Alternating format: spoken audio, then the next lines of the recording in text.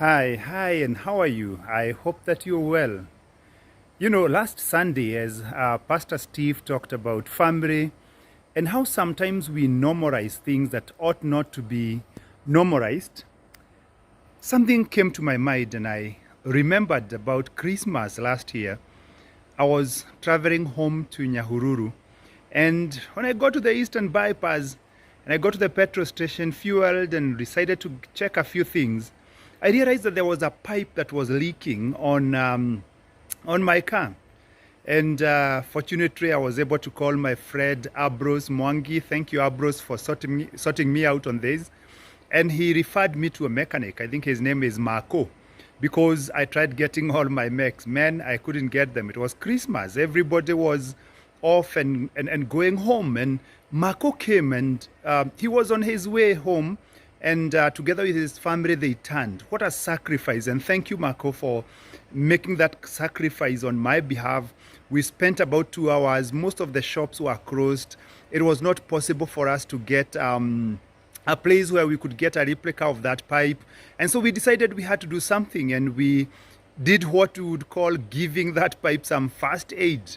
And so we had to connect a few pipes to close the place that was leaking and connect them and ensure that it was working and could get me home to Nyahururu and bring me back after Christmas and then attend to it once we are back. Why am I giving you this story? It is because after going to Nyahururu and coming back and realizing that the pipe that we improvised is working well, I didn't take any initiative to go buy the correct pipe and replace it. I made that pipe the normal pipe, and that is when I realized I have not yet replaced it. And I thought within myself, how many situations are we comfortable living with in life which ought not to be normal? We have normalized what ought not to be normal. An unfortunate incident happened, and because out of that incident there are certain precautions, certain things that were done, we never bothered to change that. It is important for us to think about that. I've been thinking about certain the design of the family and what God desired that family should be when he created Adam, thereafter created Eve, and put them together as a husband and a wife to raise up their children and bring unto God a godly offspring for him. I also consider the Bible speaking and saying that why the man should be faithful to his wife. One of the reasons is that because God desires a godly offspring from them. Are there family settings that we have gotten into as, filling the gap? It's a stopgap. We are taking that precaution because certain things didn't go well, and we have looked at that and said, it works. Let it remain. Because I know nobody is a single parent because they chose to be. Many times it's because there is an occurrence. There's something that happened that pushed them there. But are we getting to a place where, because when this unfortunate occurrence happened and this person became a single parent, the children turned out right, are we now normalizing and saying single parenting is the way to go? And we have no desire to get into marriages. We have no desire to raise children with fathers and mothers present in their lives. But we are willing to take that which is not normal and make it a normality.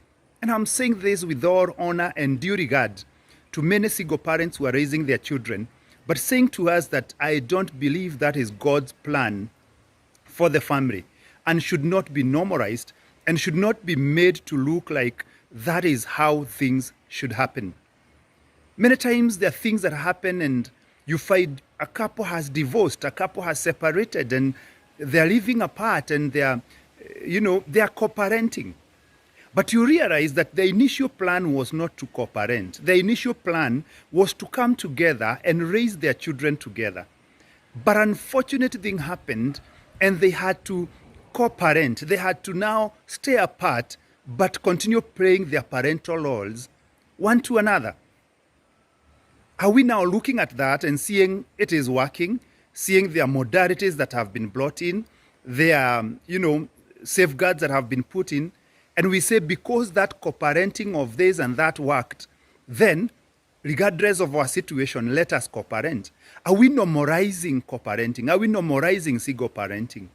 Are we normalizing doing things the way God never intended simply because it is working?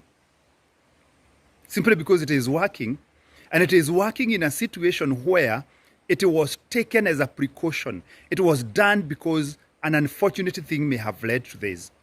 Brothers and sisters, let us not normalize things that ought not to be normal.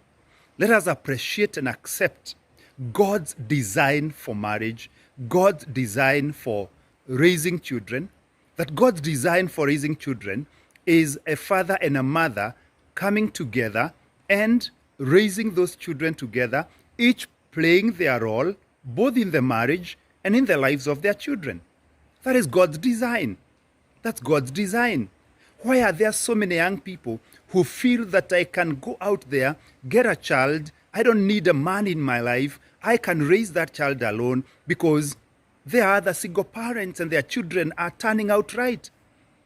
They are single parents not because of their own doing, not because they intentionally got there. It is because that came in as, an unfortunate, sometimes a very unfortunate event happened. Sometimes it is because they got pregnant when they never had intended to. Sometimes it is because they got married and the marriage never worked. Sometimes it is because they had someone whom they got a child with and the person passed away and they are not there. And so they really have to raise that child.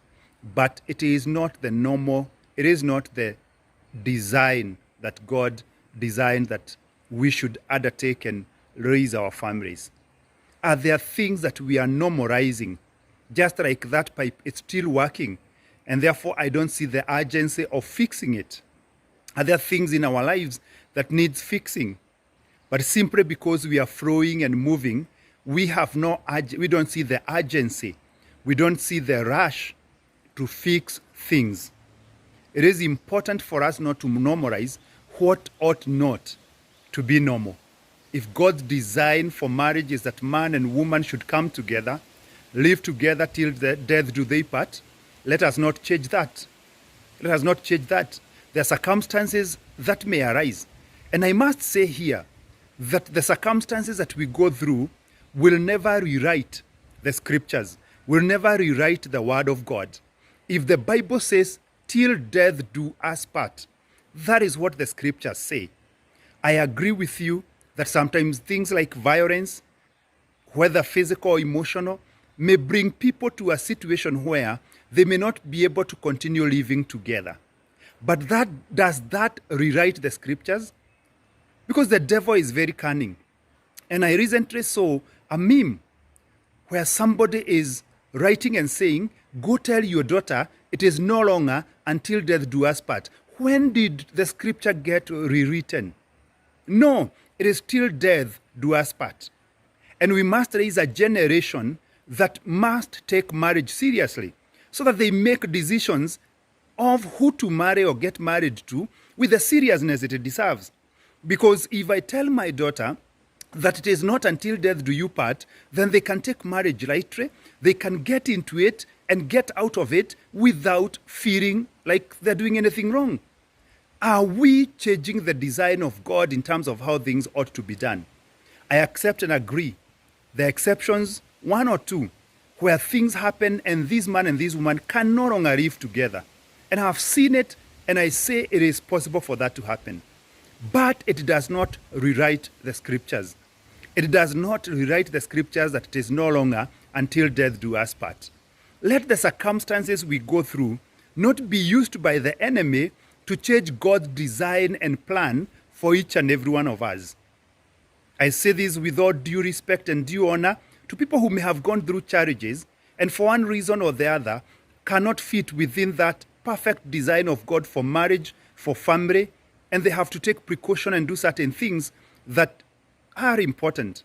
But let us not normalize those things. Let us not normalize things that ought not to be normal. I thought I would bring you this because I feel within my heart the enemy is using this to distort God's will and God's purpose for families, God's purpose for marriage, God's purpose for so many things, including ministry. If it is working, it does not mean it is the perfect design of God. Seek to understand the perfect design of God and fit within it. God bless you. My name is Bishop Bernard Waroe, and I love you all. Kwaheri.